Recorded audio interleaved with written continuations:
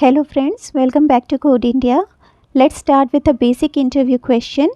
What is array, set, dictionary and tuple?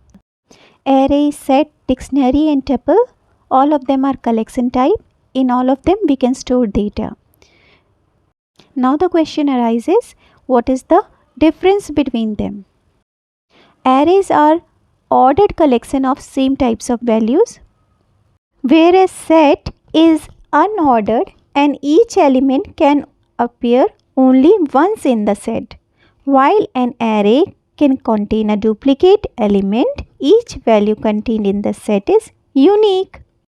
We can perform various set operations like joining two sets, finding the difference between two sets, checking whether the set is empty or not, and comparing two sets using their values. Or we can say Swift provide inbuilt function to perform the set operation like union, intersection, difference and symmetric difference.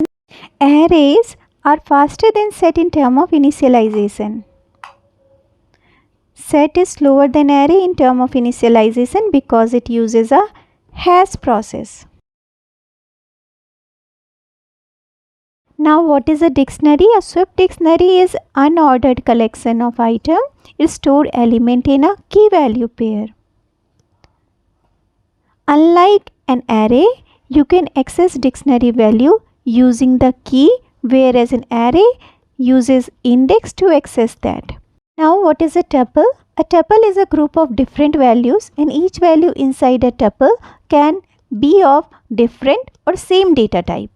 You cannot add or remove item from a tuple. They are fixed in size. You can change the value inside a tuple but not the type of the values. You can access item in a tuple using the numerical position or by their name.